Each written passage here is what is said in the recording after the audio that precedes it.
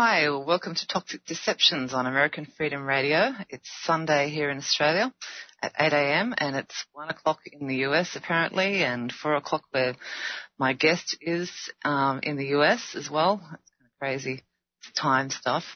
But I'm Angela Forman, and I have today on my show someone who I met through Chuck Achelli's wall on Facebook. And there was a guy talking about the death of a loved one and how to deal with it. And that was after my dad died, and it was just amazing. And I read it, and I didn't know he was actually a fellow host on American Freedom Radio. So his name is Daniel Louis Crumpton. Welcome, Daniel. Hey, thank you, Angela. I appreciate you having me on. No problem. The stuff that you've posted about the grief that everyone suffers with, because we're all human beings and grief happens at some time or another. So I want to talk to you about that and also about your book. Mm-hmm. And so you're not just an author, you're an activist as well, right? No, I don't. I'm schizophrenic. Let's see. I'm an author. Let's see. Let me see how many titles I have. I'm an author, a blogger. I run a website. I'm now a radio show host. I produce Zen in the Car TV on YouTube. And full-time, stay-at-home, take care of my mom type of guy. So I wear a lot of hats. Yeah. So the Zen in the Car, that's and I listened to a bit of stuff that you've been doing, and the Zen in the Car is because how many people drive to work every day in their cars for an hour or two? That's why I live out in the country in Australia. I wouldn't be in the city for quids because it's just horrible. So you had to do Zen in the Car. Explain to people a bit about that. Wow. You're actually, you know what? It's been 5 years since Zen in the Car started, and you're the first person to ever be able to sum up what zeninthecar.com is in one breath. And it's funny now that I'm on the radio because it started out whenever I started my spiritual journey, which is after my father passed, which was right after the novel that we'll be talking about was published, which is very synchronistic. I don't believe in coincidences at all, so everything is intertwined. But when I started my spiritual journey, I was working a job where I was in the car for, anywhere from 3 to 6 hours a day. And, I was examining not only my spiritual beliefs, but my political beliefs. So a lot of the time in the car was spent listening to talk radio. And, my novel I was still in manuscript phase, and, I was kind of coaxed by, my brother to start a blog. And I was internet illiterate. I could barely work Microsoft Word. And so when I sat down and thought about it, I said, well, I'll call it Zen in the Car because that's my place of peace. Back when people would try to pursue enlightenment, in the old days, they'd either go to the desert or, get under a tree or go into a cave or something. But nowadays, that's not so practical. But we all spend time, enclosed in a box on wheels. And that was my place of meditation. It was my place of peace. It was my Zen. So I called the blog Zen in the Car. And then whenever I became politically active in 2008, when Ron Paul was running for president here, I got hooked up with some other activists, writers and stuff like that. And together we formed zeninthecar.com. So it went from a WordPress site, which was just me rambling on about weird things that I thought of in the car, to a group of writers and activists. And that's kind of the origins of zeninthecar.com. And every year, the website changes and evolves, and some people leave and some people come, and, new things are added every year. But it's a website that continuously changes. And I'm, now that I think about it, I'm the only original member that's still there. And what I kind of envisioned zeninthecar.com to be is a place where people could come of different faiths, of different walks of life, and have a Socratic dialogue about spirituality. And because when Ron Paul was running in 2008 over here, he woke up a generation to the idea that we didn't have to argue about religion, but we could all be united under the banner of freedom and liberty. And whenever we were in certain circles, we were, I don't go by any title at all. That's why Ron Paul's not president, right? Yeah. Oh yeah. Absolutely. But he's better than president. He became the seed for a movement that is changing this country. Fundamentally it's changing this country, and that's good.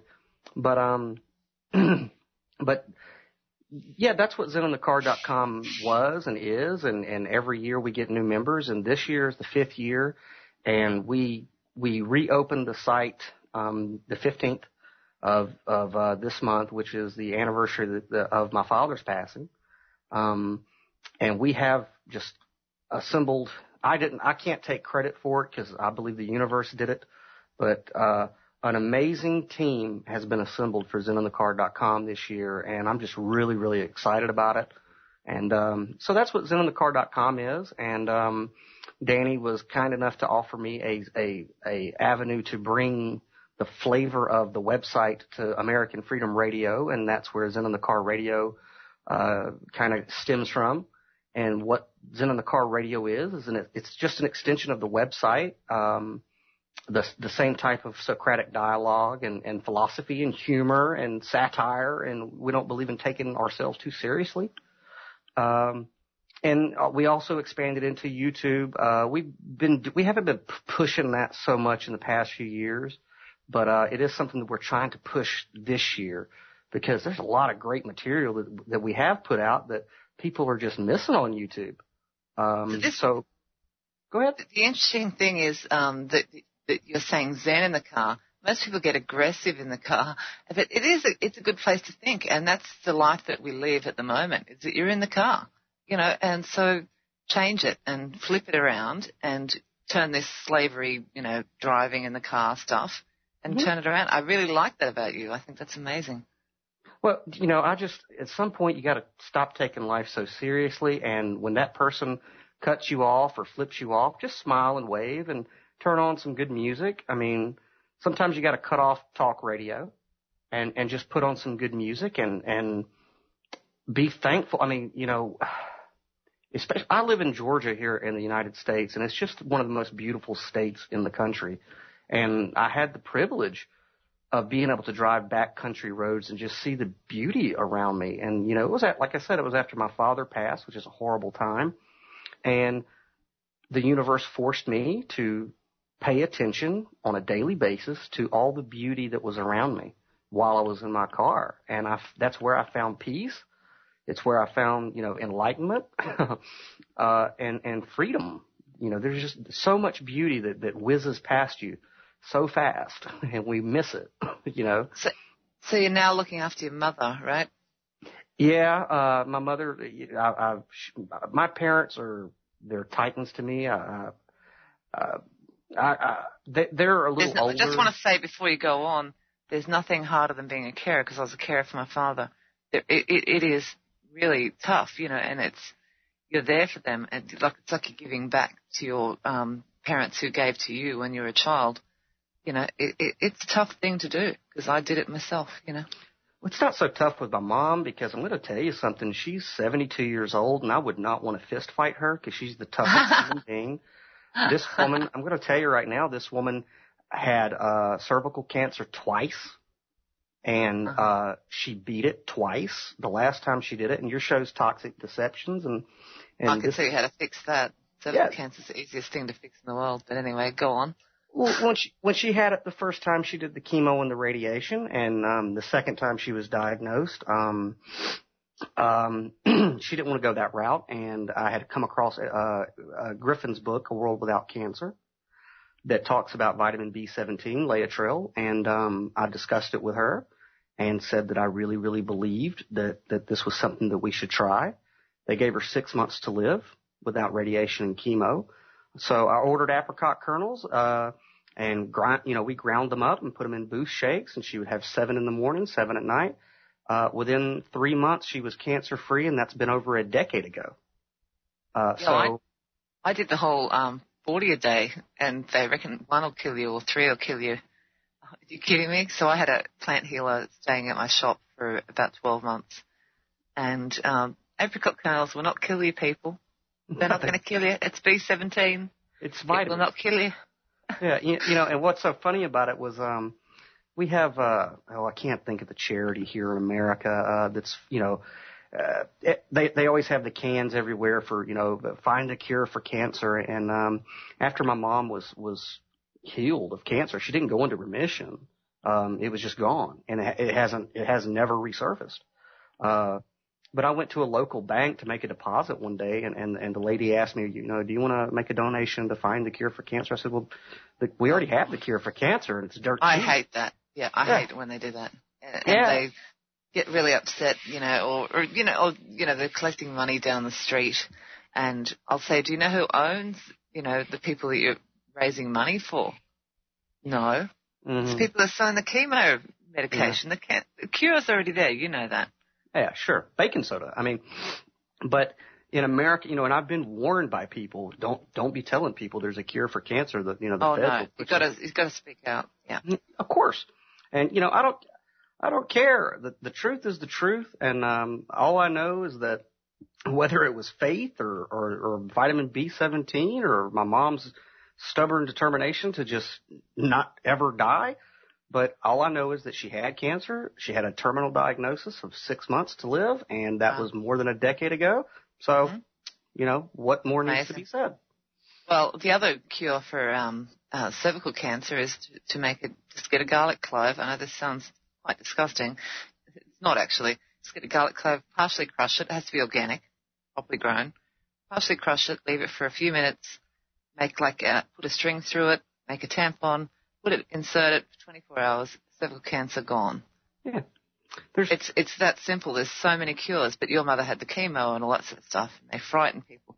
They will never, ever give me another scrape test, what do they call those things?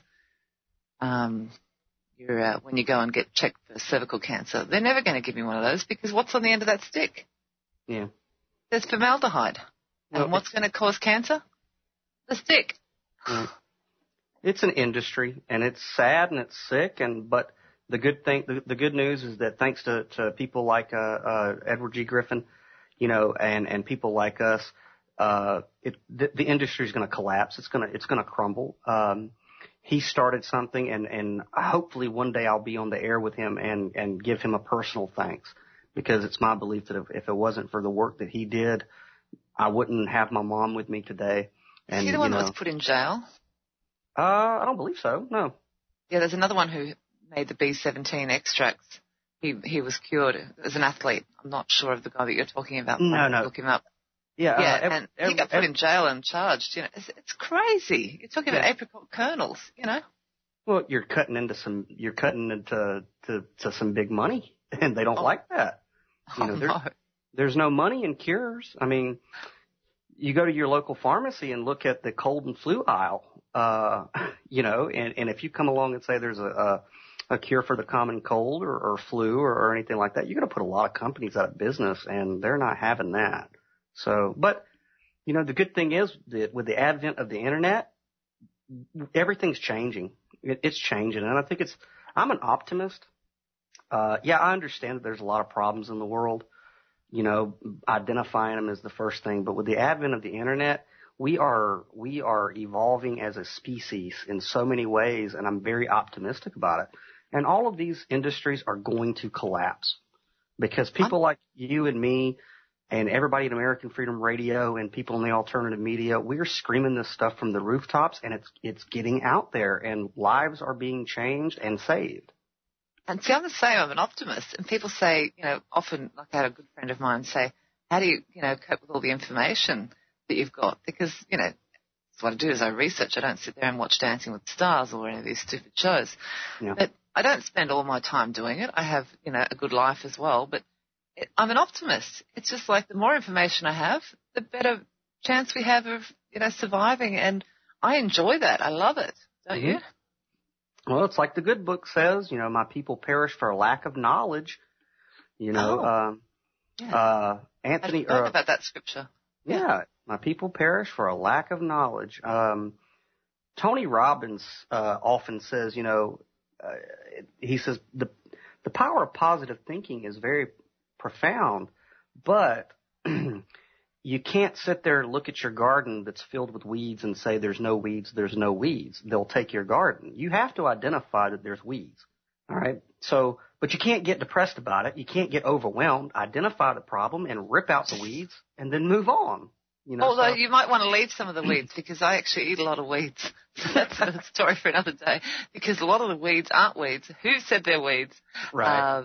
You want the prickly ones, you know, those ones, they'll come sometimes, you know, but a lot of the weeds. But yeah, you're exactly right. What you say there is you can sit there and look at it and get depressed, or you can just get out there and do something. That's what we're doing, right? Yeah. So what started you on your life process? So when did you sort of wake up to? Because I remember a time when I just used to watch the TV, and I was watching TV in my bedroom, and I was just like, what would I do without the TV? And I just, honestly, that's how stupid I was. I wasn't stupid. I was doing the right things. I was, you know, doing all my stuff that I do now. And I thought, what would I do without TV? What is life worth? You know, I'm going to die one day. I suddenly realized that. And I thought, what would I do without TV? Life's not worth living. And I just thought, and that was my moment for me. And I thought, there's more to this. And I just suddenly changed my whole life, because if all there is TV and Dancing with the Stars, not that I ever watched that, don't ever put me down that road. But I just changed my life, and I thought, no, research is my thing now, and I love it. And and people say, how can you remember all that? How could I not? I haven't got Alzheimer's yet, you know. The human mind is a powerful computer. You'd be surprised. Yeah. And whenever you shut your TV off, it's a whole different reality out there. And I used to be that way when I was a teenager, you know, after high school, couch potato. And I'd always wanted to be a writer, since I could pick up a pen. After high school, after I was kicked out of high school, because people like us, we'd never do too awful good. I hated every day of school. It's horrible. It's because we're rebellious by nature, because we know something's not right. But I didn't know it, but I hated it. Yeah, it's people who are like us. We reject conformity in any way, shape, or form. So we don't do too good in organized education and religion. So, that's like in the Matrix, Morpheus says, if there's anything that brings us together, it's our affinity for rebellion, But, what started me on my journey, I don't know, I've always been, an intuitive kid. And I went through organized religion. I'm in a place here in America, which we call the Bible Belt, in the South. It's a lot of Southern Baptists, wasn't raised by my parents to believe in anything in particular except for myself. But, when you're surrounded by a certain religion, you will eventually encounter it and perhaps get caught up in it. And, I entered the Southern Baptist Church at a pretty young age and, became a student of the Bible, to the point to where I became, a Sunday school teacher and what we call an apologist, which means I had to study, the cults, like Jehovah's Witnesses. An apologist? Mm-hmm, yeah. An apologist. Like an apology. Apology. It sounds that way, but what it means is the defense of the faith. And, I came across a guy named Dr. Walter Martin who wrote a book called The Kingdom of the Cults, which is a good book, even if you're not an Orthodox Christian, which I'm not. And I became very enthusiastic about defending my faith against people like Jehovah's Witnesses, Mormons, people of what we consider Christian cults here in America.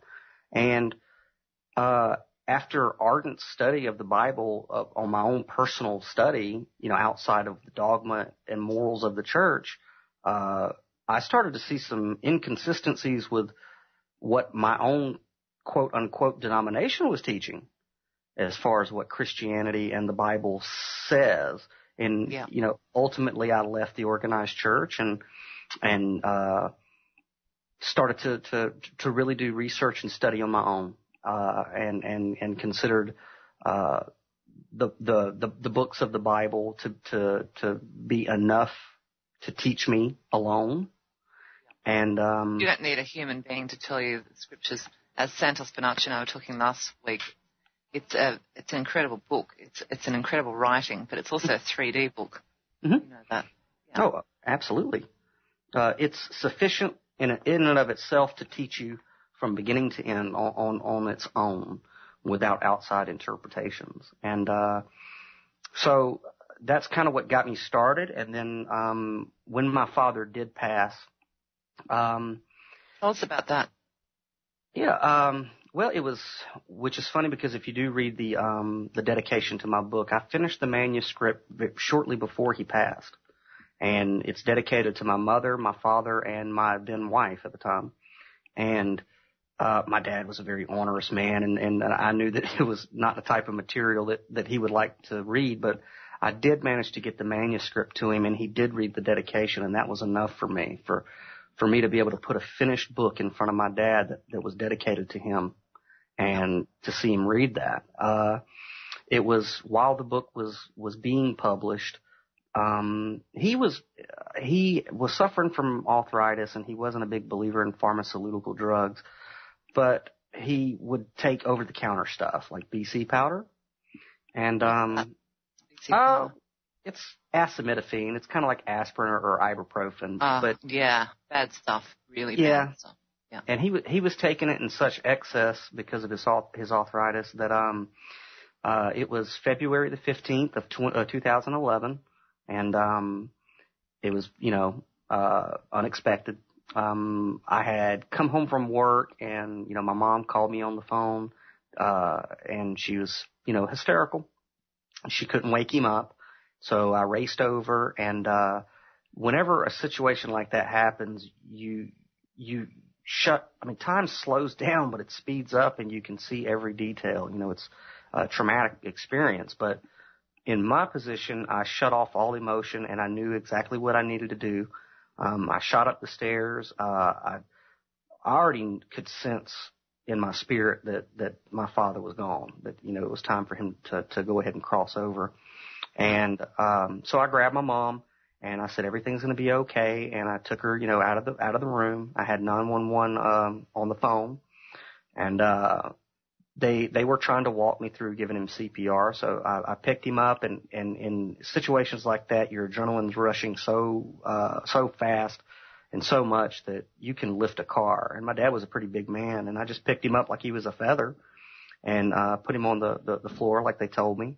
And whenever I opened up his mouth to give him CPR, all of the last bit of air that was in his lungs, it just filled me up like a balloon. It was so powerful, and it was my father's last breath, and it had came from his lungs into my lungs. And right when it did, I heard the voice of a young man, and people can call me crazy, and people have called me crazy. But I heard the voice of a young man that I know to be my father, and he said, "Don't panic, son. Everything is going to be okay." And I felt this overwhelming peace fill me. And, I continued to do CPR on him, even though I knew, he was in so much pain and he was ready to cross over. And that experience shook me up, because what I was taught in the Christian church was that those who cross over, you can't contact, that you can't communicate with. And But I had that experience, a first-hand experience that nobody can ever take away from me, ever. And it flew in the face of everything the organized church had told me, is that you can't communicate with the dead. And I knew for a fact that was not true. And I needed answers, because it was unbearable for me to believe that I would no longer have communication with my dad, because me and him would have coffee every day and discuss things, and he was my friend. He was my best friend, and I refused to live another day without finding a way to stay in constant communication with him. So I wasn't going to do that in organized Christianity. So I started to pursue other faiths. I started to read the Bhagavad Gita and to study, the teachings of the Buddha, and read the Quran, and listen to pagans and Wiccans and all faiths. And what I started to see is that when you take away semantics, all these faiths are saying the same thing in different, beautiful words. It was not hard for me to see when I read the Bhagavad Gita that Krishna is Christ, and that the same things that Buddha was teaching are the same things that Jesus was teaching 300 plus years before, the Christian mythology, or that may offend some people, but they're all saying the same thing. And then it's literary, as Santos Bonacci says, not literal. Right. And I don't even have a problem with people who believe it's literal history. That's fine.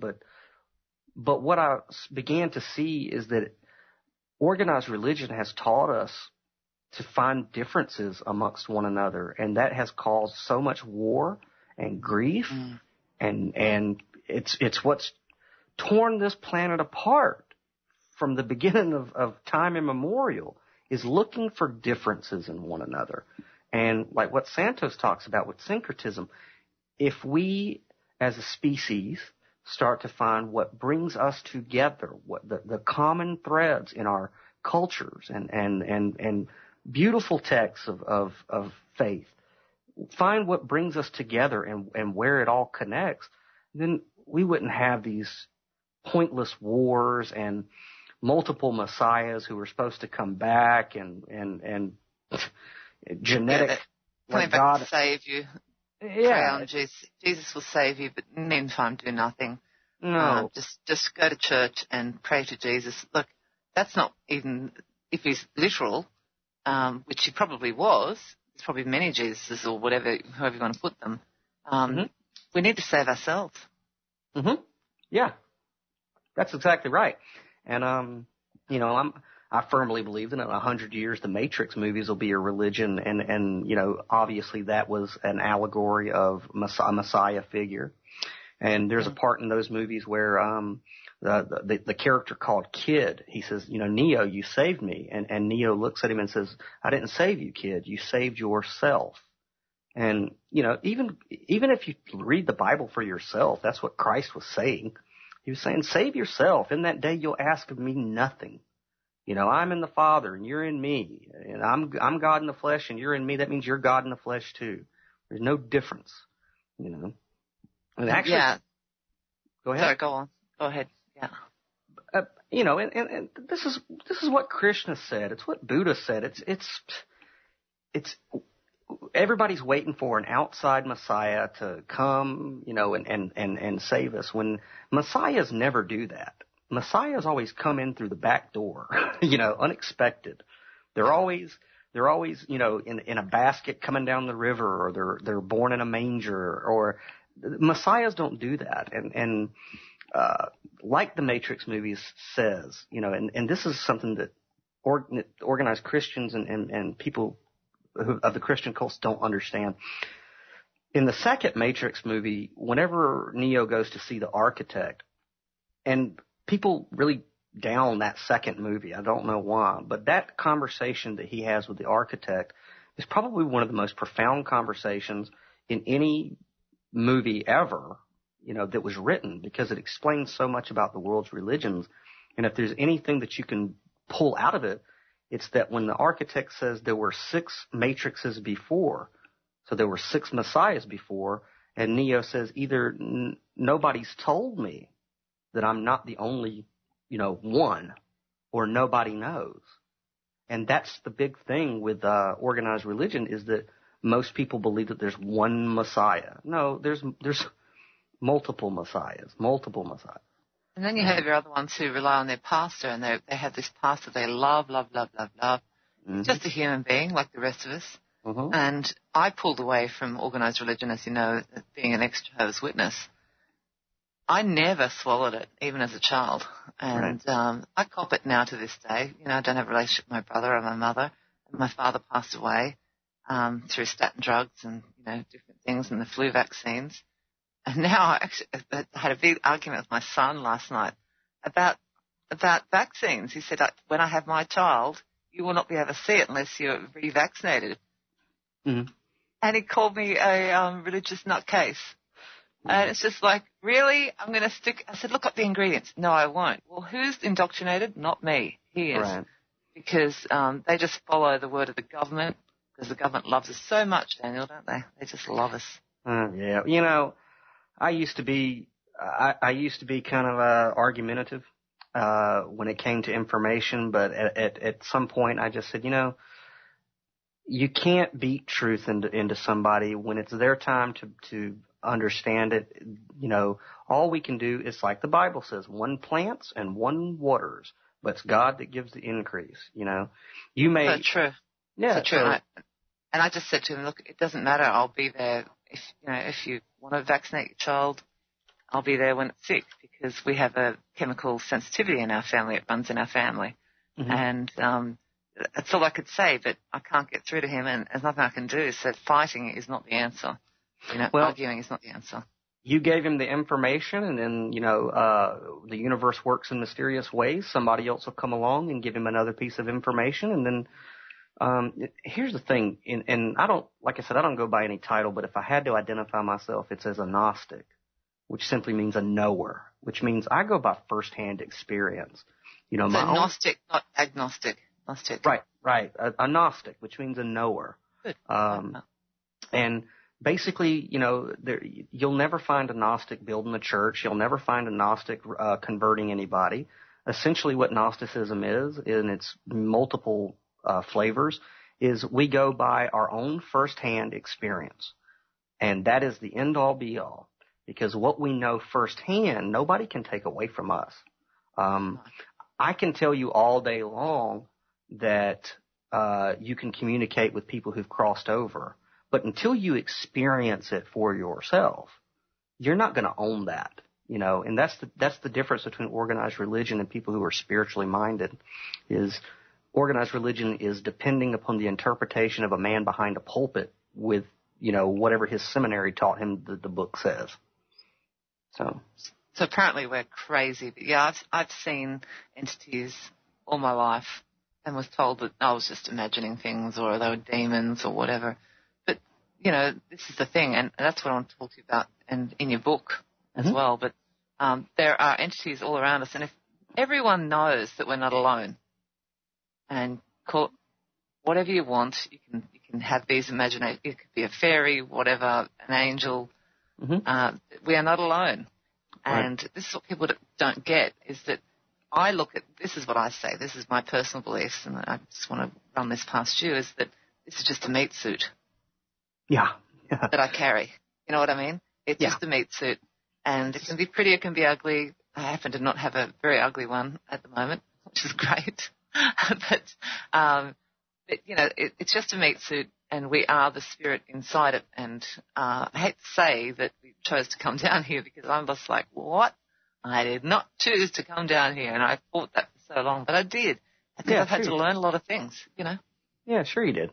And I was listening to another spiritualist. I can't think of her name. It was the first time I heard, but she was talking about this exact same thing, that those of us who are here now at this point in human evolution, and I don't mean Darwinian evolution, but we go, I didn't choose to come here, not now, but we did.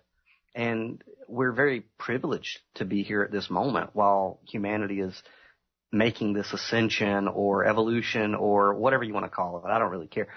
But people who are in tune with the spiritual realms, we can all feel it. We all have had our dark night of the soul. We've all, you know, all of us have, and we know. And, you know, the thing about being in these circles is synchronicity. You know, I don't know if you've read Paulo Coelho or The Alchemist or the Celestine Prophecies, excuse me. But all of us are having, you know, seeing 11:11 or 3:33, and we're all coming together at this moment. It's, you know, it's so blatantly obvious that we're at a point in not just human evolution, but something's going on in the galaxy, in the universe, and it's exciting.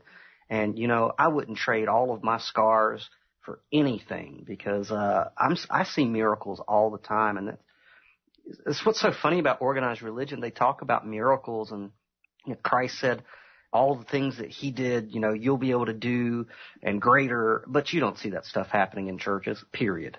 Now, I can go down to a meditation center and I could see somebody who's performing Reiki. I've had Reiki done, and the organized church calls those people witches and heretics and devil worshipers. But then again, you can't go to a Baptist church and get healed, But I can have somebody. Where do they talk about health? Where do they talk about it? Where do they actually? There's no talk about health, and that's my problem with churches is that they don't talk about health. Stay away from chemotherapy. Have this instead. If you've got prostate cancer, take this plant. There's a plant for every disease. Mm-hmm. And we all know about cannabis, and I was talking to Rick Simpson. Mm-hmm. Cannabis is the cure, but no, it's an evil plant. Well, if God put it here, why is it evil? You know what I mean? It's commanded for us to actually. I mean, if you want to take a literal interpretation, it's commanded that we use it. That it's good for meat. It was a part of the high priest's anointing oil. What do you think that incense was that was coming out of the temple? I mean, it's the God plant. It's the cure for everything. If it wasn't, because I did develop post-traumatic stress disorder after my father passed. I'm kind of suffering with that myself at the moment. Like it's just anxiety, and I'll deal with it, but I'm not going to take any drugs for it. That's for sure. Well, I'll tell you what, smoke it up, because if it wasn't for cannabis, I cured my post-traumatic stress disorder with cannabis use. It's only just been legalized in Australia, just I think yesterday. Not legalized, they're controlling it, so the pharmaceutical drug companies are going to control it. Mm-hmm. But it means it's not criminal anymore in Australia. Right. So, yeah, well. Sure, completely on the laws, but we should be able to grow it like a tomato plant in the backyard. It even smells like tomato. We should be. This is the only way to stop this organised crime that they're talking about getting rid of in Australia at the moment. And these people, they're greedy, and they want to control the plant. So, what state are you in? Is it legal or is it illegal? Well, when you cross the border, is it legal? How about I say it? In the state of Georgia, they're having the discussions about medical marijuana and legalizing it and all that. But you know what? I ignore all of that, because in America we have what's called the First Amendment, which is a freedom of worship.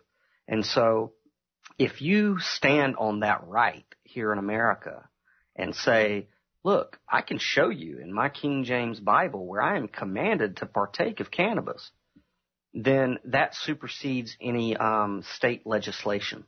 The Constitution overrides state legislation. I'm trying to get people to understand that here, who are going through, state senates and trying to get governors to pass. You can bypass the state completely by what's called personal nullification in our 10 amendments over here. Yeah, look at your 9th and 10th amendments. It's state nullification and personal nullification, and it's basically you stand on your First Amendment. For example, here in America, Jehovah's Witnesses don't have to do certain military things because of their beliefs, and the Supreme Court's upheld that because it's a part of their sincerely held religious beliefs. So Jehovah's Witnesses they had to go through Supreme Court battles after, I think, the draft. I don't remember which. They've got endless money though. We know that, right? Yeah. Endless money. But they don't have to sign up for selective services. So, I say let's do the easy, the path of least resistance here in America, and that is stand on your First Amendment and say, my God commands me to partake of cannabis, and I'm going to do it. And if you try to infringe on that right, then we're going to be tied at the hip in federal court for some time. And that's just the way that it is. I say ignore the state legislature. And that's what I say to people, like, ignore those silly corporate laws, because they're corporate laws. Corpse meaning dead. Mm-hmm. They're corporate laws. Mm-hmm. Forget them. Like these, sometimes you've got to step back and, maybe pay your rates, or you can choose not to pay your rates and have a big fight or whatever. That's everyone's, everyone can do their own thing. But, these silly laws, like, for example, with my shop, I had the Department of Weights and Measurement come around and say that you need to have the proper weights of your soaps and et cetera, et cetera. I said, no, not doing it. Mm-hmm. And he just looked at me, and I was just like, I'm not. Mm-hmm. And I said, this is the thing. People can choose what they want. And everyone I was at a market at the time, and they're all looking at me like, oh my God. She's saying, he went red, and I said, you know what you're doing is illegal. You're a corporation. You're the Department of Weights and Measurement. You're a corporation. You have no rights over me because it's illegal for anyone who's it's illegal for a corporation to issue fines, infringements, or judgments. And he went bright red in the face. Yeah. Bright red. And I said to him, you can come round to my shop if you want. But you don't get blood from a stone because I haven't got any money because I do the right thing. Yeah. Right. Everyone came around to me afterwards because they were all like bowing down. Stop bowing down to these corporations. Well, I'll tell you what. It's funny that you bring that up. One of the newest member that we have at zitonthecar.com this year is a young author by the name of Thomas Sands. He's 19 years old, and you know. Yeah, I listened to him the other day. Yeah. Yeah, he's brilliant. He is absolutely brilliant, and I'm so humbled and honored to have him on the team because for him to be his age, to have his head screwed on as well as it is, and for him to be as articulate as he is, it shows me that my work hasn't been in vain because it's a generation underneath me that is making a change. And me and him were on Skype, on a personal Skype last night, and we were talking about civil disobedience. And, how are we going to bring this machine to a stop? And we were discussing different methods of civil disobedience. And I said, look, me and you were both of the Gandhi philosophy, which is, just civil disobedience. I says, but we got to be smarter than Gandhi. Yeah. Because we live in a new age. We don't want to get the hell beat out of us when we go to rallies. And so we have advantages, and it's, now everybody has a camera. And it's like Judge Napolitano says, the camera is the new gun. I said, so we have to collectively come together, get enough activists in one area. And there's a lot happening here in my state in Georgia. A lot of activists are looking to Georgia. And we were discussing, coming together, and planning out civil disobedience in a smart, intellectual way where nobody gets hurt, nobody gets arrested, and we make logical arguments in front of the eyes of millions. And we can do that through making sure that the media is there, but we can do it by making sure that we're the media too.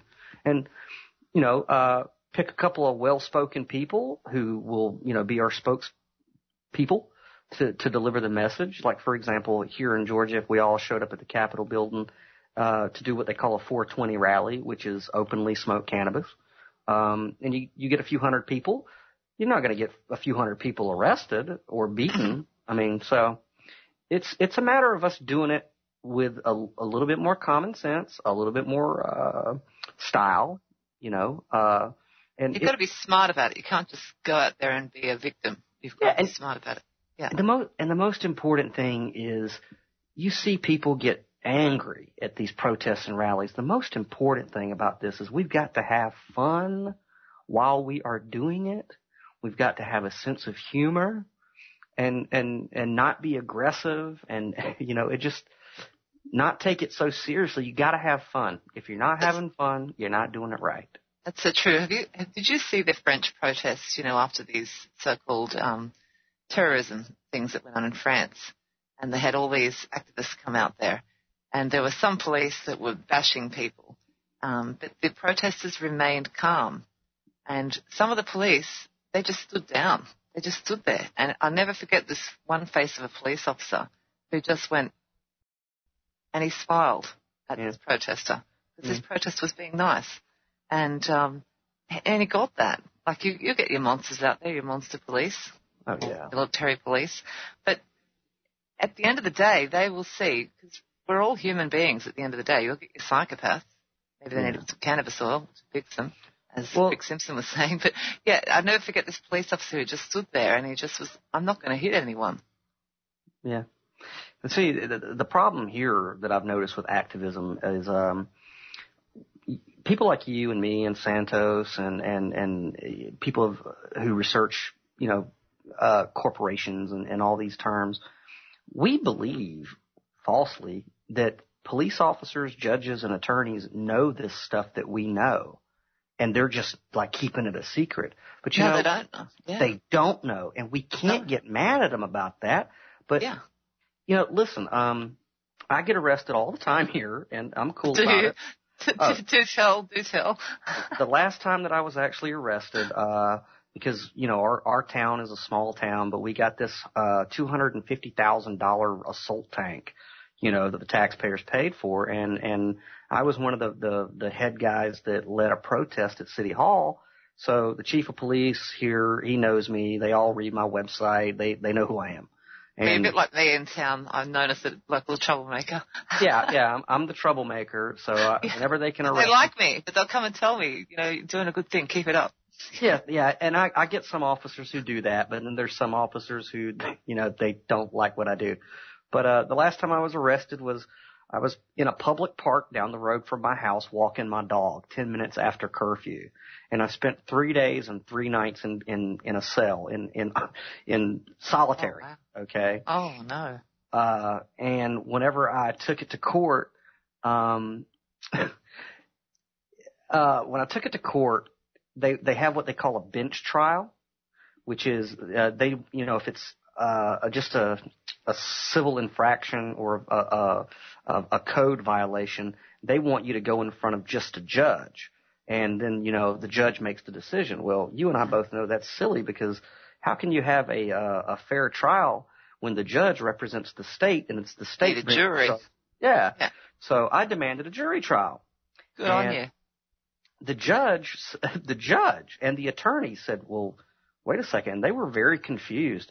They said, we don't know if you get a jury trial. And I said, excuse me, the Seventh Amendment to the Constitution says in any controversy over $20, I'm guaranteed a jury trial. And they scratched their heads, the judge and the attorneys, and said that they had never seen that, ever. Yeah. Because they don't teach them law in law school. They teach them legalese. That's so funny. Fight everything in the law system. That's what I say. And we'll get into more about your book, but also on relationships in the past. Like, I had an abusive relationship, and he tried to take me to court so he had a restraining order against him for being abusive, not through me, but the police. And it's a long story. I'll talk about it another day. But he tried to get a restraining order as revenge against me. He tried once, didn't work, and I got a lawyer. And the second time I thought, I'm not going to do this. And Santos actually sent off a friend of his up to me. And we went there, and I went to court 3 times. I said, I do not consent. I do not consent. I do not consent. And in the end, they just didn't know. So I went to the police officers, you know, the local, the one in charge, and he helped me out. He said, do this, do that. And I went up to the courthouse, and I spoke to a judge, and he subpoenaed himself for me. People need to not just swallow, because what ended up happening was the judge subpoenaed himself, which he'd never done before, to appear before the other judge the next day. And it all got squashed, and actually they gave me a chance to speak up and say, and just anything you want to say, you know. And I did. I said, I hope that his current wife, who's now Thai, is safe, and that I have, you know, I just hope she's safe. And she smiled at me and said, thank you. You know, so people don't swallow, you know, you've got to fight it like what you just did, you know, and I won. Yeah, I mean, they tell you that the nail that sticks up gets the hammer, but, you know, over time, if you bog down the court system, like, for example, the whole dog walking thing, it was bumped up to state court where I get a jury trial, and I've never heard back from them since. And the reason why is because they're not going to spend all that money to give me a jury trial over $120 fine. And they know full well that they violated my civil rights, and that I could turn around and sue them for multiple thousands of dollars for kidnapping. Which is actually what they did. 3 days and 3 nights. That's quite a lot of money, actually. If you charge them, you can actually come up with your own figure. Right. And charge them for kidnapping you and say, well, it's $1,000 an hour for my time. There you go. And they know that I'm you know, the asshole that's willing to do that type of thing. So I'm not going to hear back I'd be very surprised if I do hear back from them ever, because I think it falls off the books in like a month or 2, you know, the statute of limitations on it. So they're not, you know, you got your rights, but you got to stand up for your rights. And, sometimes you got to pick your battles. Sometimes, yeah, definitely. Sometimes the battles aren't worth it. Yeah. Right. Sometimes you pick your battle. I'm not going to hate on anybody who thinks that it's better just to pay a fine and be done with it and move on with their life. That's you. But as far as I go, it's worth my time. I ain't got nothing better to do. I love it. It's that's so true. But people, they're so scared of the system, but it's not as scary as what you think. It can be, and there's been some horrible situations. And my son nearly got killed for making a rice wheel thrower by the police here in Wagga Wagga, Australia. Mm-hmm. There was like 30 cops all over the place, mm-hmm. and they had a gun to his head, and he was 15 or 16. I think he just turned 16. Yeah. And I'll never forget it. And then in the end, they said it was Chinese whispers, but he was just an example. And because he's 6'7", they were hoping to make an example of him, but they terrified the hell out of him. Oh, yeah. And that's why he's still systemized to this day, I think. Mm-hmm. And at the time, I was trying to be peaceful and tried, but they had the gun cupped to his head, and they were ready to press the trigger for a rice wheel thrower. It was thrown out of court, and the judge actually laughed. Yeah. And my dad, I must say dad, because, I know he's still around, like, your dad's still around. Mm-hmm. Dad was out there saying, get off my property. Yeah. You have no right to be here. I was just laughing about that last night. And I was like, Dad, shh, be quiet. But yeah, you've got to fight every single thing. And there are corrupt cops. And this cop was corrupt. Or maybe just young and didn't know what he was doing, and he was just trying to stop because there was trouble, because I live near the bush here in the city. And they were trying to make an example of a white boy. And, right. But yeah, fight. Don't be so scared. People say to me, oh, I'm scared, Angela, about what you're doing. I said, what? I'm making sales? I'm not doing anything illegal. I'm not doing anything illegal. But aren't you scared they're going to come and get you? No, I'm not scared. I'm not scared to stand up. Yeah, and standing up saved my life, actually, saved my life, in my opinion. More people need to speak up. JFK would probably be alive if he spoke up when he should have. Yeah. Talked to his advisors. Yeah, well, it's like the man said, there's nothing to fear but fear itself. Yeah. But yeah, I want to talk more about your book when we come back as well. The book, the name is Then Came the Flood. And I've started reading excerpts, and mine's on the way from America, and I'm really annoyed because I haven't got it yet. Be patient. Watch. It'll get there as soon as we're off the radio. I've heard from Amazon that it's on the way, that I'm loving it, because you talk about the watches and all the things that I get into, because a lot of people ask, why are we here? That's what I used to say, why are we here? And there's a famous quote by George Carlin, why are we here? Mm-hmm. And there is a reason why we're here, and we chose to be here. What are your thoughts on that? Absolutely. I believe in reincarnation. And I think that right now we are here to bring about a consummation of a millennia of incarnations, of balancing out, past karma between ourselves, the planet, each other within ourselves. And I think that, with the Mayan calendar, it was a misunderstood thing, that it was the end of the world. No, it was the end of the age, the end of the aeon. And, we're moving back to a golden age, in my personal opinion. I believe that too. I really feel it. Yep. Sure, that we are. And, it's like the Bible says that, the earth is like a woman in birth pangs. And all of this stuff that's happened specifically since 9/11 has been birth pangs. So, yeah, when we get back, I want to talk some more about that, about your book and your beliefs, and my beliefs. And that it's not all bad. We're going to be fine. I really believe that. Yeah. We just need to suffer a little bit more. Some people need to suffer, but I love it when an old lady says, those chemtrails, keep talking about them. An old lady, I love it. So I'll talk to you soon, Daniel. We'll be back in a minute after the break. You're with American Freedom Radio. I'm Angela Forman on Toxic Deceptions. Okay, you're in the second hour on American Freedom Radio. We're coming live, and you're with Angela Forman, Toxic Deceptions, and I'm with Daniel Louis Crumpton, also known as Zen in the Car, with his show on American Freedom Radio. And I want to talk about his book. And your book is called what? I know what it is, but because it's on the way, but tell us about it. Daniel? Oh, then came the flood, and it's such because I know I'm supposed to market my own book, but I rarely do it, and I know I want you to because I've been reading the excerpts, and they're amazing, and I want people to go out and buy this book. Oh, I appreciate it. Well, what is Then Came the Flood? Well, let's see.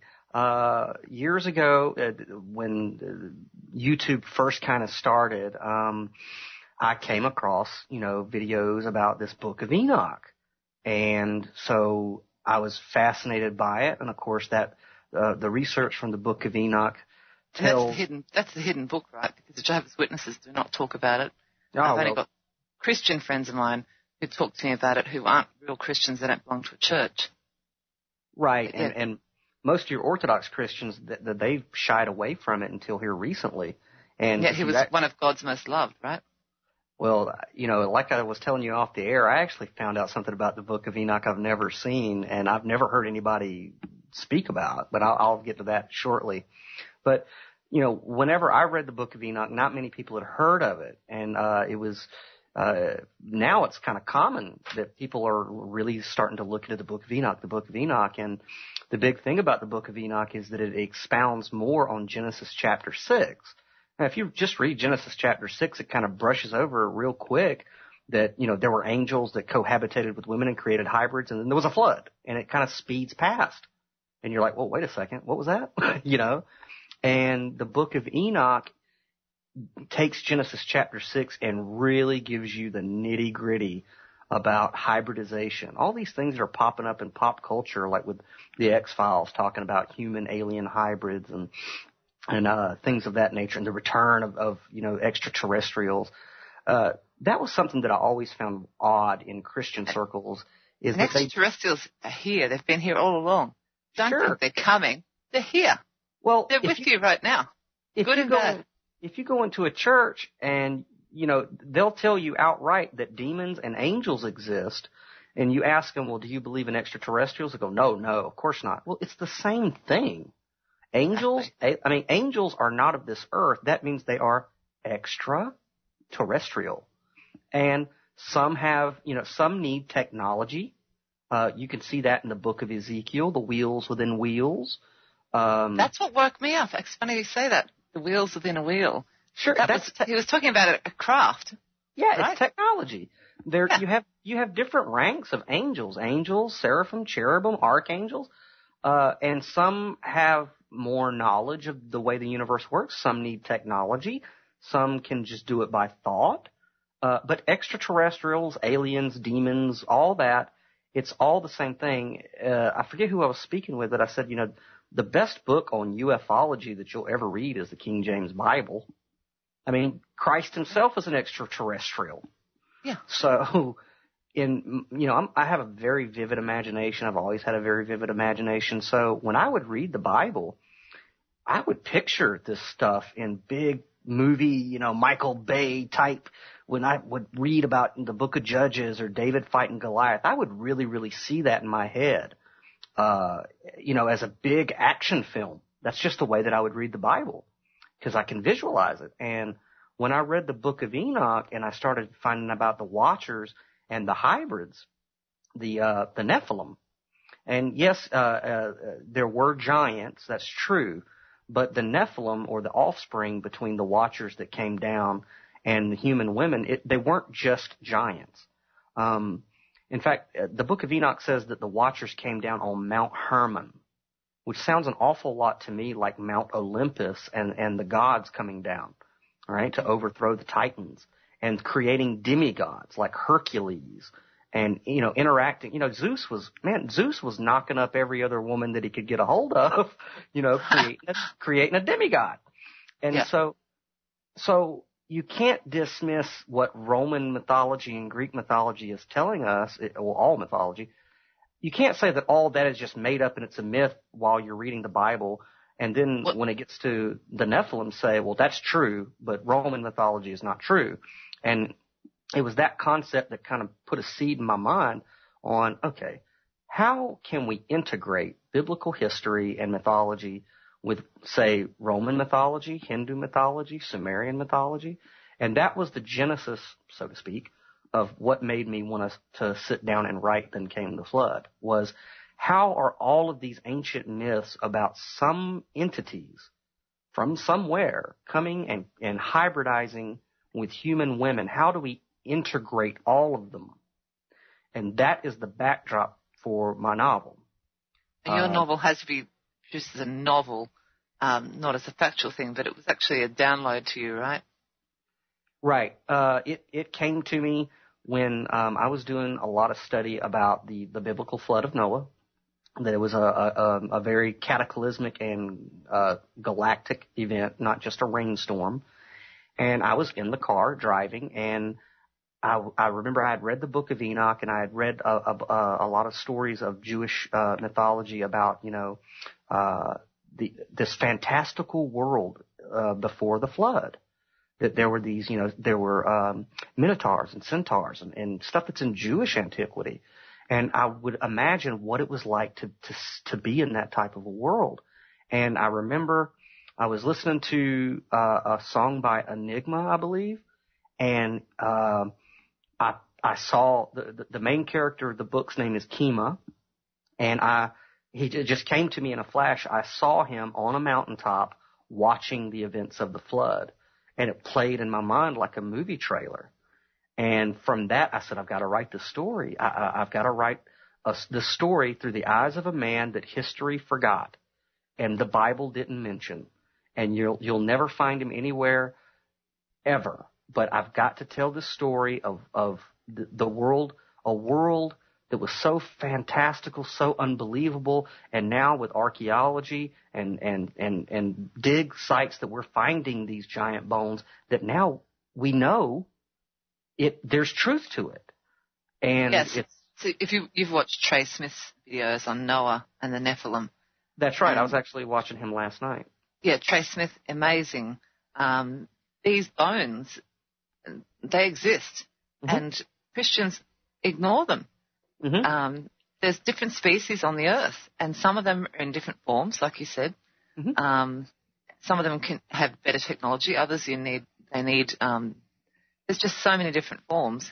We're just human species, and we just ignore them. We say, oh, we're alone on this earth, and we've got to go to some other planet to find these things. No, they're already here. And if most people, they just dismiss it, oh, it was a dream, whatever. I saw things. I used to see a watcher come to my door every morning when I was a child, nearly every morning, not probably every morning. And I'd pull up the sheets when I was a little child and go, oh, gosh, he's here again. But he was a huge being. And he'd stand at my door, and I'd look at him, and he'd walk down the hallway. And even though my brother's Jehovah's Witness, and probably haven't got his permission to say this, but he used to see him come into his room and then pass through his wall. He was down the end of the hallway. I'd see him walk down the hallway, and he was a watcher. So what is a watcher? Well, a watcher could be, it's like I was telling you during the break, a watcher is an angel that is kind of their role is very, if you ever see that movie with Nicolas Cage called City of Angels, their job is to watch us, observe us, but not interfere with our natural evolution. And he never hurt me. He scared me because it was something I was told was bad, but he didn't really scare me. He didn't do anything to hurt me. So, well, what is this watcher? Well, the thing with the watchers is now, and it's something we have to make sure that we talk about it correctly. Due to the fact that the 200 watchers from the book of Enoch did something that was against the rules and interjected themselves into human society, kind of gives all watchers a bad name. But that's not the case. These are fallen watchers that created the hybrids. Watchers in and of themselves are like guardian angels. That's what they do. They watch and they observe, and every now and then they can nudge, but they're not supposed to interfere with us as far as our natural progression. And I think my watcher, he could see the goodness in me, and I'm not saying that I was this perfect child, but I had a good heart. And I've been through hell, and I think most of us that are on radio, telling the truth, not sticking, we don't stick to one subject. We want to know everything. We want to know all truth, and that's why my show's called Toxic Deceptions, and why I've got that song on, which is just give me some truth. Right. I want to know all truths. And he could see that in me, I'm sure. Well, I'll tell you what, as far as the spiritual realm and angels around us, it's like, in the Old Testament, I can't quite place the prophet. I want to say Elijah, but I'm not sure. He had his serving boy with him, and they were surrounded by an army, and the boy was shaking in his boots, and the prophet looked up to heaven, and he said, "Oh, God, open this boy's eyes so he can see." And then when the boy looked up, he saw a legion of angels surrounding the army that was surrounding them in the unseen, and I've had, the Bible talks about be careful of strangers because many of you have entertained angels unaware. And it wasn't until after I published my novel that I started to come across, specifically in the city of Atlanta here, which is a very mystical, metaphysical city for a reason. I started to come across people that society as a whole overlooks. People who are homeless or considered mentally deficient. And I have found that they are actually angels. And there is no doubt in my mind, and we don't have time right now, but I could tell you a story. I could tell you stories that would blow your mind about people that most people just dismiss, and they think they're hobos out on the street begging for money, but they're actually messengers. And if you would just open your eyes and listen to what they're saying, they're actually angels, and they're guiding you. That's so true, because it was only like 2 weeks ago I went to Aldi, which is a store in Australia, a European store, but there was this man outside, and he had a hat, like a beanie, and he was collecting money, and I just felt his energy, and I just thought, I've got to give him some money, so I gave him all the money that I had left from shopping. Yeah. It wasn't a lot of money, but I could just feel his energy. And I spoke to my friend, a friend of mine who's a Catholic, and she actually does exorcisms and all sorts of things, and she's in her 70s, and and she works at the Catholic Church. There's different forms of Catholic Church, just like there's different Jehovah's Witnesses, there's different, there's different extremist people, but she's good. She's really good. And I was telling her about him, and she said, you mean that man outside Aldi? I knew I had to give him some money. I could feel his energy. People need to tap into that. If you feel them, and I actually was watching him after I gave him some money, and people would walk past him and hesitate and pause. Mm-hmm. And you'd see them thinking, should I give him some money? And they'd walk on, and others would. But it's funny that she and I both, out of all the people around our city, I think he was an angel. I don't know. Well, like I said, I could tell you some stories, and it's always, I actually have a side, if you go to zeninthecar.com/DLC, it's a novella that I'm writing online, kind of like Stephen King would do, just chapter by chapter, a little bit by little bit.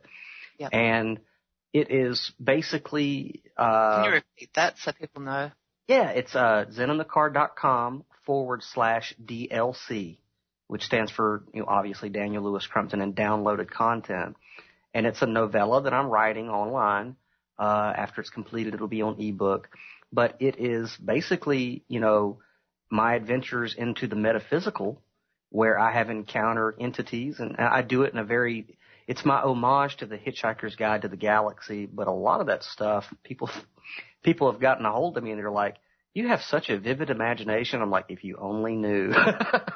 But it's so true, because I have a friend who said to me, he's actually become, he's not actually active at the moment. He's, because he's had enough. He's been doing it since he was a young man, like that young man that you were talking about. What was his name? Thomas Sands. Yeah, Thomas Sands. Some of them go inactive because they get so squashed. But he said to me, just open your eyes, Angela, because I was getting attacked. I was fighting the education department about chemical poisoning of children. My father was dying from statin drugs. All these things were going on. And I used to get attacked in my shop. And one day a man came into my shop, and he had brake dust up his arm. He just came in, put the soap down on my counter, and he said, I love your soap. And he picked the smallest piece that you could ever pick. It was like the end piece. It's supposed to go in the seconds bin, And I said, I'll give that to you half price. And it was very, very men sometimes come to the shop and I love your soap. There you go. Men can, yes, and they stick to that. But I noticed the brake dust off his arm, like as if he'd stuck his hands in a bucket and something exploded. All right. Anyway, so while he was there, and I'll try and keep it as short as possible, but a friend of mine and I were talking just briefly before about, are there good ones? We're just talking about, because I didn't know much about this stuff then. This is about 4 years ago. And he just happened to come in about 5 minutes later.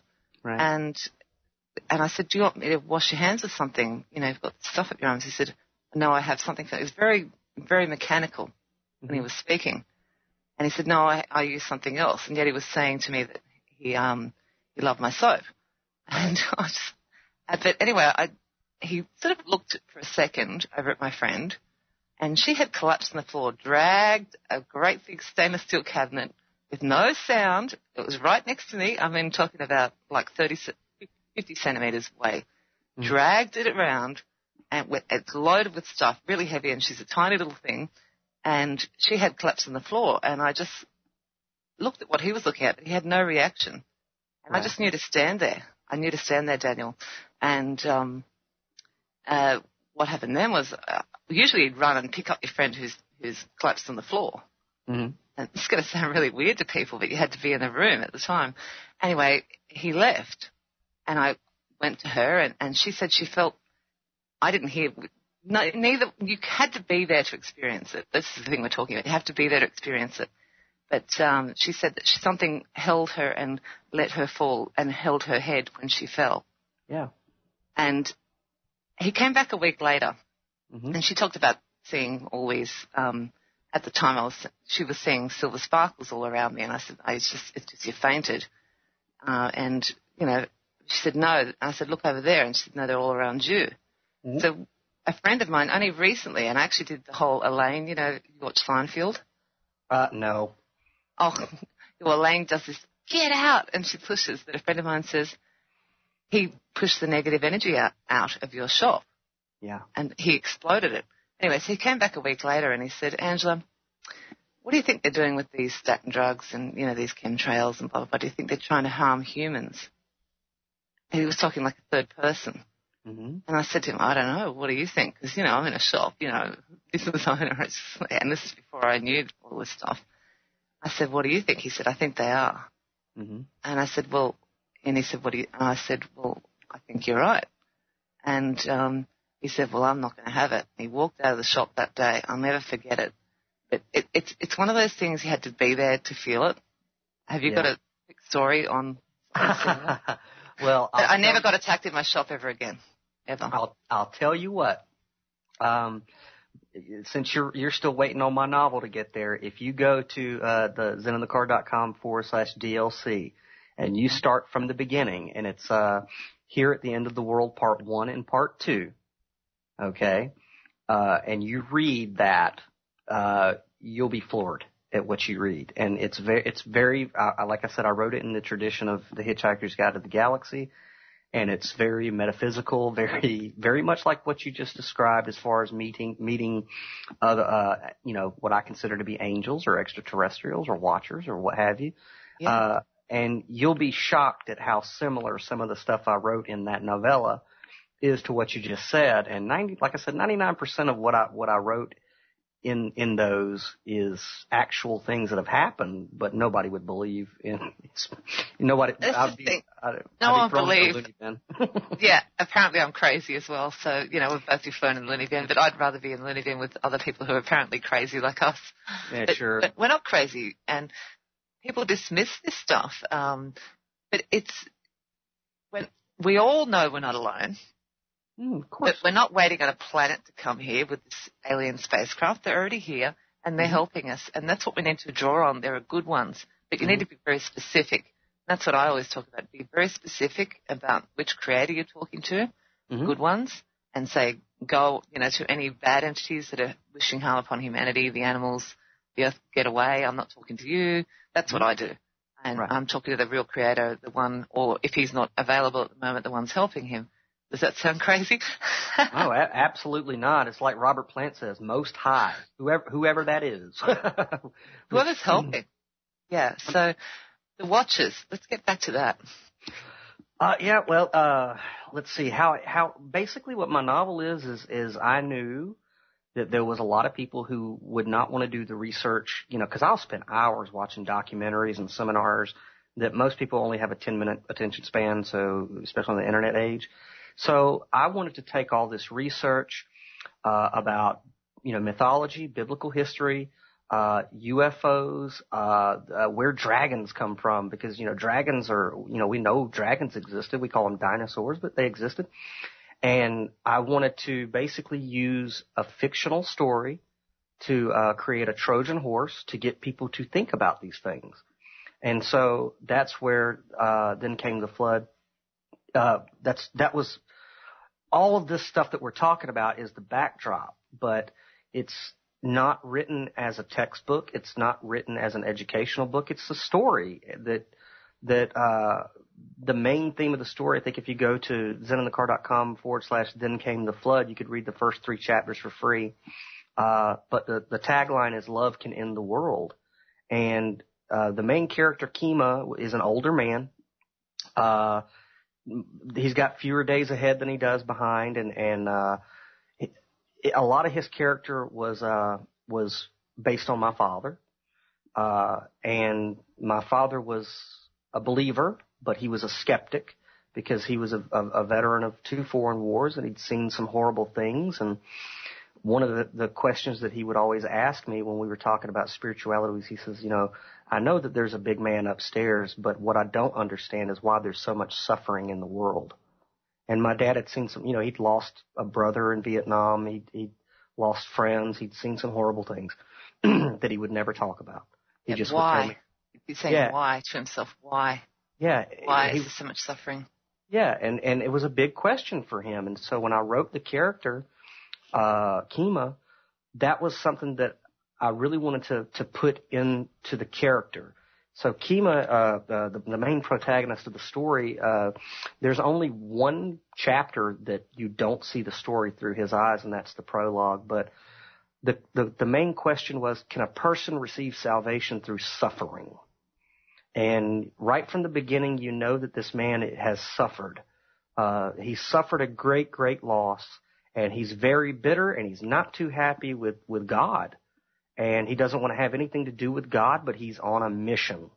And the story starts off with him basically going on a suicide mission to the top of Mount Hermon, where he is going to face off with the Watcher, Azazel. And, of course, he's immortal. So his odds of defeating a Watcher is 0. He knows he's not going to make it down from the mountain. But he's got some score that he needs to settle with Azazel. And so that's where the story begins. And when he gets to the summit of the mountain, something is different. The Watchers are not there. It talks early in the book about the discs of the Watchers, which is obviously, what we would call UFOs. It's the technology that the Watchers use, so that's incorporated. Of course, it's done through the context of, a biblical backdrop. But the Watchers are not there. Something has frightened them. There's something in the stars that has really disturbed the Watchers, and they've reigned, for a few centuries as gods on the earth, and now they're scared. So that sets the main character Kima on a journey across the pre-flood world, and it takes place 7 days before the flood, and you follow Kima as he goes across this world that the ancients wrote about and the book of Enoch describes and ancient Jewish mysticism talks about, where you have the Nephilim and you have these hybrids, and he has to uncover what it is that has the Watchers so frightened. And it's basically, it's been compared to Lord of the Rings, very Tolkien-ish. It integrates concepts of, Greek mythology, Roman mythology, Hinduism, obviously, Christianity. And basically the main character, Kima, is the needle that threads all of this into one big tapestry. And even though there is all of this research that was done underneath the book, I wrote it so that people would really just, have a really good time reading it and ask serious spiritual questions, through the character of Kima, which is, a lot of us have so much suffering and animosity towards God, whatever we want to perceive as God, that we don't want to talk to God anymore. We don't want to have anything to do with it. We've been either religiously abused or we've seen horrible things in our life, and we just turned our back on God. And, Kima is a vessel for the reader to kind of get inside of and find out if there can be redemption after a lifetime of suffering. And so that's what the main character is. Obviously, I was very personally attached to the character because I saw my dad in it, and and so it's a vast epic story that brings all of these elements together, like hybridization, cloning, and which how people think that's crazy, but it's real. Oh, obviously. Do some research, people. Obviously. The craziest things that you hear are often the truest. Mm-hmm. And turn yourself 180 degrees around. Whatever you hear the government tells you, or religions who actually are corporatized, turn yourself 180 degrees around, and you'll find the truth. Yeah. So that's what Then Came the Flood is. It's myth, it's history, it's science fiction, it's And like I said, I'm a huge fan of big action movies, big epic, movies. And whenever I write, I try to make it as visual as possible. And that's one of the best compliments that I've gotten from people who've read the book, is that they said that they could really see it. They could see it in their mind's eye whenever they read it. And I'm so thankful to hear that, because that's exactly what I was aiming for. But, there's a lot of emotion in the story too. Obviously, I'm not going to tell you what it is that Kima suffered from, but I want to know everything. But I've got the book on the way. Really, get his book, because I've read some excerpts and it's amazing. And he actually said to me, Daniel said to me before the show, he doesn't want to promote his book. It's a bit like me. I don't want to promote what I do. But yeah. Sometimes we need to, and other people will help you promote it, because you had to produce your book as a novel, not as something that came to you, and a real life experience. And I've read many books that are released as fiction, but they're not fiction. They're true. Well, it's like I've said to several people, I get very emotionally connected to the characters that come to me, and I believe that in some dimension or another, they're real. That I'm just channeling something that I don't know if you're a fan of Star Trek or not, but I watched a little bit. I like Thor. You watched the recent Thor movies? I really got a lot of messages out of the new Thor movies. Oh, actually, and you know what? Whenever Santos comes on Zen in the Car Radio next week, I want to bring Thor up in context with Asgard. You got the bad brother. Yeah. Go on. Yeah.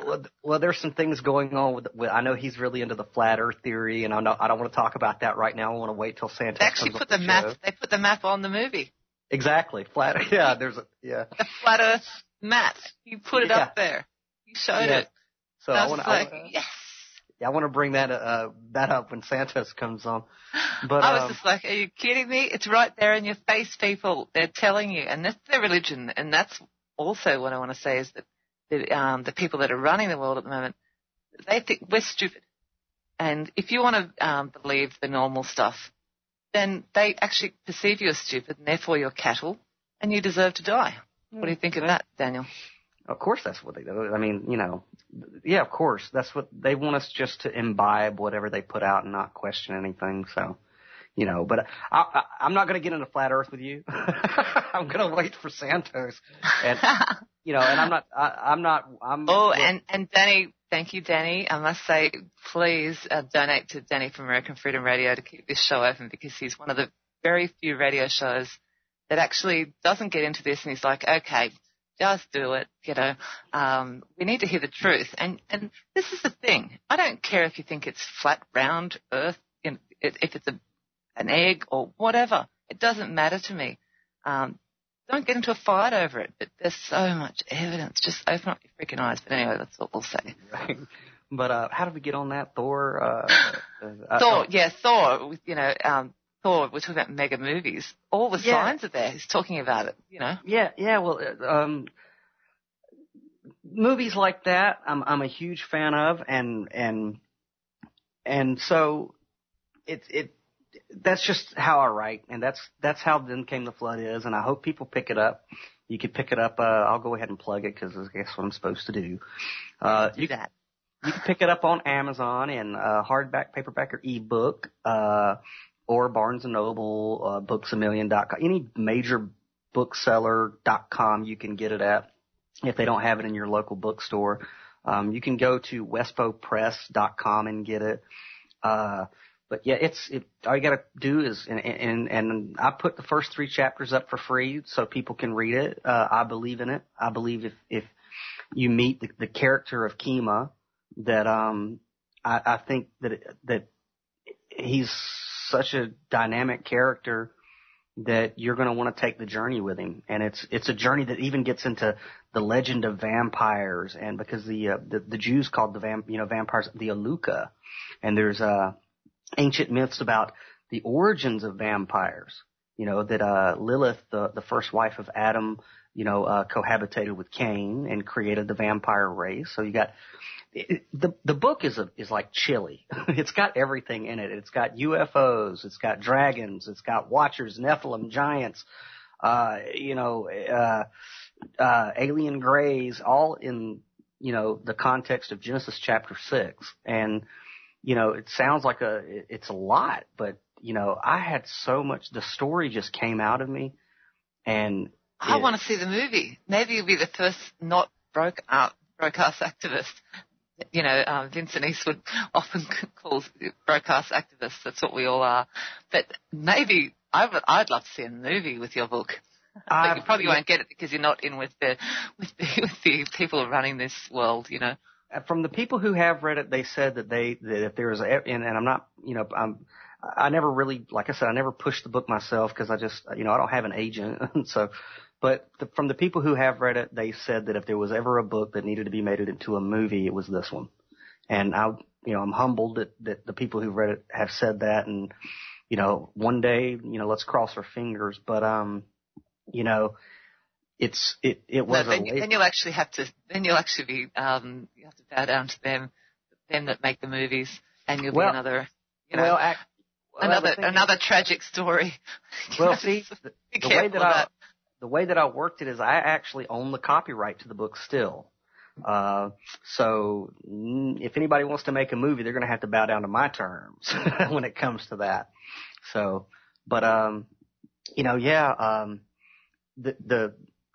even, if you take away all the big epic stuff in the book, the character of Kima as a story arc, to me is worth the read. And it's a story about salvation, about redemption, about forgiveness, and rage, and what anger, living a life of anger and resentment, and of course in the antediluvian times, he's well past 500 years old, the people from the Old Testament lived to be centuries old. He's a very old man. Yeah. And that's another thing, because he is it is an action story too. So you get to see him, doing battle with, all kinds of creatures and things like that. But one of the things that kind of molded the character of Kima for me was, I got thinking about Noah building this big ark, for, years and years and years. And every time you see biblical descriptions of Noah, he's like a skinny old guy. And I'm like, wait a second, this dude's doing physical exercise every single day. He would probably be a big man. I think Russell Crowe, he did the movie, on Noah. And Russell Crowe's not very well liked in the movie world anymore. They tried to get him on a lot of things, but he's doing some good work. He's breaking away from the control of the movie industry. which is, Illuminati, whatever you want to call them. And they try to destroy people who bring out the truth. But that was a pretty good movie. He had to be a strong man to do that. Yeah, of course. You're going to be building an ark for centuries and toting wood and everything. You'd be pretty muscular. So didn't do it in a year. No, of course not. And with that being said, the character of Kima is though he's an older man, he's a very capable man. And it also gets into, and I don't want to give too many spoilers away, but he's called the Wrath Bringer. And the reason he's called that in the story is because he's the only mortal that has the testicular fortitude to hunt down and kill the children of the Watchers, the Nephilim. And that's what he's done his whole life is hunt down and, on his quest for revenge is to kill the children of the Watchers. Because the Watchers in the Book of Enoch specifically, they were very obsessed with their offspring and were terrified that God was going to judge them. And you have this. So they'd be like blue bloods, Yeah. Bloodlines, Right. So people know they exist, and yet they still say, nah. Yeah, right. So Kima is this guy who's lived his life killing these things. Shaking his fist at the Watchers. And, why he does it is something you're just going to have to read the book to find out. How he does it is another reason too. But, one of the concepts in the book is the origins of martial arts. And I will give this. So you really are crossing give me that. I'm a big fan of martial arts movies. They've usually got very good meanings behind them. Well, in the book, the only natural predator that the Nephilim giants would have at the time would be the race of the dragon. And of course, before the flood, most of your animals could communicate with mankind. We had that ability, according to the Bible. I mean, you got talking snakes, right? So the first order of business, whenever the Watchers started creating hybrids, was to try to eradicate the race of the dragon. So in the book, the dragon are isolated, in an isolated location, in hiding essentially, to prevent going into extinction, because the Nephilim are trying to hunt them down as natural predators. And the character of Kima, from not a very young age, but from early on in his life, is brought to them by Enoch. And yes, Enoch's in the book. And basically he spends a few centuries training how to do battle with the dragon, which is your origin of martial arts. How certain martial arts are based off of how creatures fight, right? Yeah. And so that one aspect of the origin of martial arts is touched upon in Kima's training on how he does battle with the Nephilim and the other creatures and beings of the world that he happens to find himself in. So this is the past. What about now? What are your thoughts on today? I think there's a battle going on between good and bad. What are your thoughts on that, Daniel? You have to read the sequel. I think there is. Okay, I haven't read the sequel, but and I want to read the first book, but I've only been given excerpts from Amazon, and you just told me today that I can read the first 3 chapters. And I'm like, damn. Yeah. I'm actually I am looking for representation because I represented myself with the publication of the first one. So before I do the second book, I'm actually probably going to look for an agent or a different publishing house to work through that. Now, in the first book, when I wrote it, I did not intend to do a follow-up, which you never do, but I did put seeds of how that world affects us now in the novel. And whenever you read the novel, you'll see. I also address, the building of the pyramids and how it would come to, whenever you read the first novel, you'll be able to see how it connects to today and what's going on today. and That's how... the thing, it's a never-ending cycle, isn't it? I'm sick of the cycle myself. I don't know about you. I'm not sick of your novel. I'm saying I'm sick of the cycle. Do you know, I want to know what the cycle is. I've kind of got a gist of it, but I do believe that we have a chance if we just open our eyes and say there is a battle between good and bad, and stop waiting on someone else to do it, and embrace and talk to the Creator, the real Creator, and make sure you get it right. Don't just say God, because there's many gods, as you know. Well, outside of the novel, I'll say this about what I believe. And it's that anybody who has read the Book of Enoch knows that the Book of Enoch specifically says that it's for the last generation. The generation that would see the consummation of all of this, the end of the war between good and evil. And so, that being said, the Book of Enoch speaks for itself, that it would not become prevalent in society until the generation that would see the end of all things, as far as the war goes. So the very fact that we're talking about the Book of Enoch, and you can get on YouTube and watch a myriad of documentaries about the Book of Enoch, the fact that my novel is out there that gives you the Book of Enoch in story form, the fact that we're talking about it is proof that the Book of Enoch was written for our generation. And so it's my belief that we are the generation that we're not going to see it. We are witnessing the end of the war now. We have to be. Look at the chemtrails that they're spraying on us, the vaccines they're putting into us. I mean, I'm seeing teenagers, they're going to schools in Australia and probably in America, getting these Gardasil vaccines for cervical cancer that don't work, that poison them. And I don't know if they're going to recover, because I see so much damage, that it has to end. Otherwise, the human race is going to end. So people need to stand up.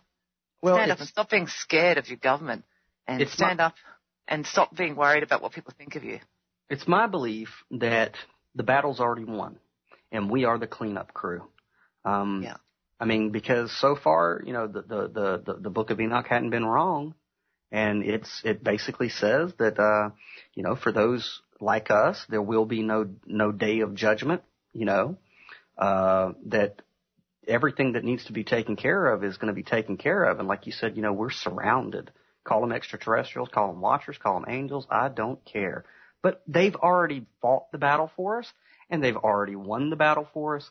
And all we are here to do is to manifest it in this three-dimensional realm that most people still perceive as reality. And we are the bridge between where humanity is ascending to and where it was coming from. So people like you and me and Santos and anybody who's listening to this has got to be a part of it, or you wouldn't be listening to it. We are the bridge. We're the cleanup crew. And all we're here to do is to declare that the war is already, these cats, these blue bloods, these guys who've been pumping us with drugs and chemtrailing us and starting these wars, they know that they've lost. They're over. And if you look at us as, say, if we're a bacteria, and I've said it, in the chat room in American Freedom Radio, stinky shark. That's what I always say. Instead of swearing, I'll just say stinky shark. Stinky shark, it's where they get these sharks in, I don't know, is it Sweden or somewhere over in Europe, and they hang them.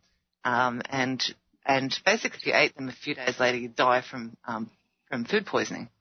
But if you eat them later, and I wouldn't like to eat it, really, myself, not at all, but the good bacteria always wins. And that we need to look at it.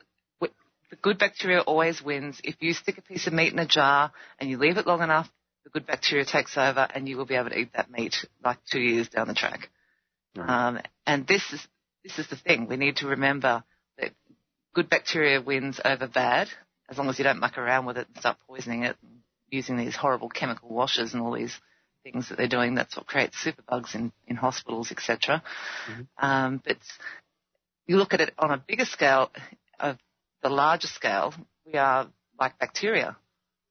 We're covered in bacteria, actually. We are just a larger scale, so we will win. And I really want to pass that message to people. That the good bacteria always wins, therefore we're a larger version, we will win.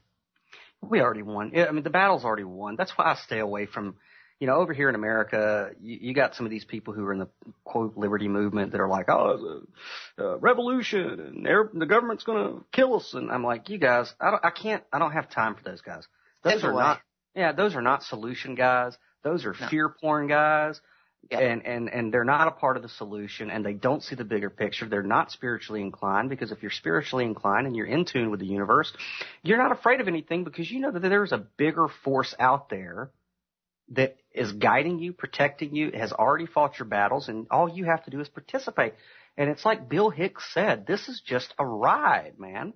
And do you listen to that song, Life is Just a Ride? It's Bill Hicks and George Carlin compilation. Look it up, people. Bill Hicks, George Carlin compilation song or whatever. Look it up on YouTube. I love it. Life is just a ride. It's just a ride. And you got some people who scream the whole damn way. And then you mean Alex Jones? Well, I think he's got to be an actor, because otherwise he would have had an aneurysm by now. He's screaming all the way to the bank. But yeah, all the way to the bank. But there's no way you could keep up that screaming without having an aneurysm. But he has done some good stuff. He did actually wake me up a long time ago. And it was just an alarm clock, and I'm just like, turn him off. He's necessary. He's necessary. Yes, he went into Bohemian Grove and he exposed them, and he did some good stuff, But I hope that, and one thing I won't do is call anyone out as a shill, because, I can say they're stupid if they believe we landed on the moon and things like that. If they believe in NASA and the satellites and stuff like that, it doesn't take very long to prove it.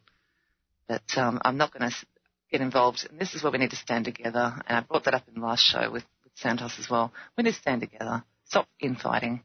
Yeah, that's Alex Jones. I got respect for him. I don't really listen to him anymore because I'm just not there. But he's a rung on a ladder. Yeah. And, just don't get hung up on one rung. He's kindergarten. Sure. Don't you think? Yeah. Not kindergarten. I mean, you got people like over here like Sean Hannity and Rush Limbaugh. That's kindergarten. Okay. Well, maybe he's first grade and you'll get PSD after you listen to him for too long. Yeah, I mean, sometimes sometimes you get. For years, we had alarm clocks that scared the living hell out of us when they woke us up, That's what he is. That's what he is. He's an alarm clock. So he's a necessary thing, but... He is, yeah. Graduate. Graduate to the next level. Right. And, so people can call him a shill or whatever he is, but I don't get involved in that because, he did wake me up, and then I got sick of listening to his alarm clock, Time to move on and do some more research, and he's not going to control me. And this is where hosts and things, you should never follow me or you or anyone. Do your own research. Stop following people. Santos doesn't want people to follow him. Max Egan is a good friend of mine. He doesn't want anyone to follow him. He's just out there we're all doing our own thing. And then you have people like Chuck Achilli, amazing radio host. His research is JFK and political stuff, and he blows my mind. But, we all have our own path, and mine is health. Mine is health, and I can tell you some things that will, terrifying about health. They're killing people. Well, I'm a big comic book geek, and I've likened us to the X-Men. We all have our different. I love that. Yeah. What character am I? I'm not going to tell. I mean, you pick your own character. I'm a new character. I'm none of them. I consider myself to be like a Professor Xavier. I have a knack for bringing people together, and that's just. I'm a healer. I'm a healer. Is there a healer in that show? Because I've watched the movie. I just watched it the other day, actually. Oh, yeah, and I can't wait for the next one either. And maybe I'm like what's his name with the things that come out, the spikes that come out of his hands. What's his name? The Australian actor. That's Wolverine. Wolverine. Heal. Come on, heal. Don't die. But so we're all gifted, and we all have our unique talents, and you can even take that back if Christians are listening, and the Bible talks about the body of Christ, and some of us are hands, and some of us are feet, and some of us are eyes, and we just have our different gifts in the body. I like that. That's really cool. That's brings us all together. Yeah, and don't be frightened. Don't be part of organized religion. I really don't want people to be, but you can be a Christian because there's no doubt there's a creator, and I turned against it for a long time, but not anymore because he answered me a lot of times, and I'll talk about that on other shows, but Well, go on, Daniel. I think it was like you and I were speaking the other day where I take the Bible more literal than Christians who say they take it literal, okay? And when I say that, I say, excuse me. It's literary? Is that what you're saying? Well, I take it more literal than they do. I take it to an extreme because there's a passage in the Bible that says all Scripture is inspired by God, right? It's all God-breathed. Well, where Christians, they believe that Scripture is 66 books that were chosen at the Council of Nicaea. But that's not what the text says. It says all Scripture. So if we take it literally, that's anything that's written. That includes, the instruction manual to a vacuum cleaner. You can find God in anything written, from music to a script to anything, to tarot cards.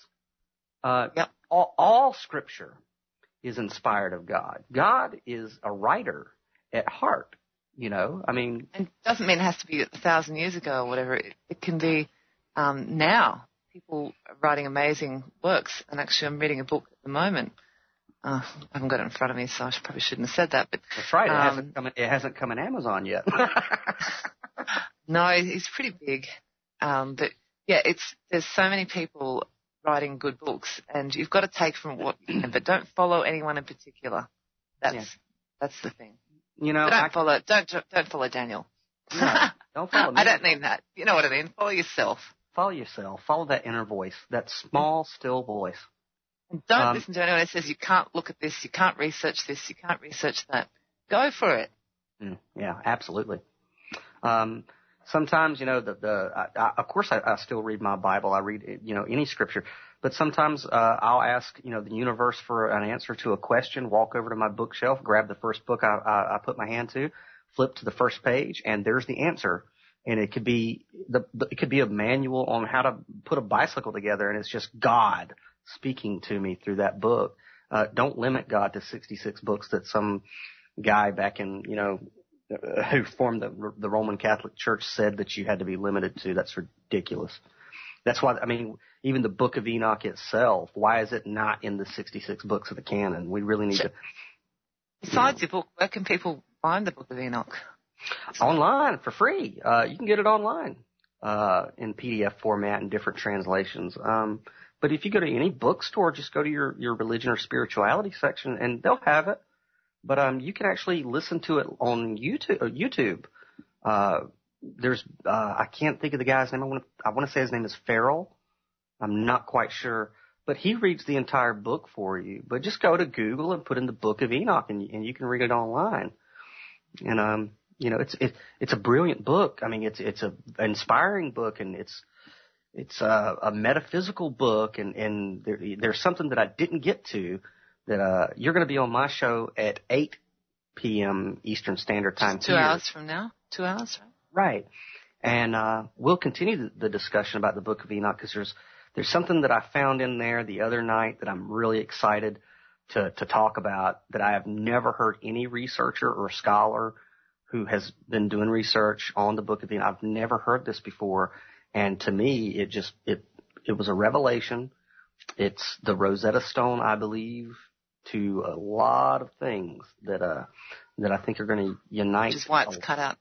And I want to say that, also on grief, how I found you, you said something on grief on your wall, on Chuck Caccielli's wall. We'll talk about that more maybe when the show comes back. But thanks, Daniel, and thanks, American Freedom Radio. Angela Forman will be back next week talking about who knows what. Thanks, Daniel. Thank you, Angela.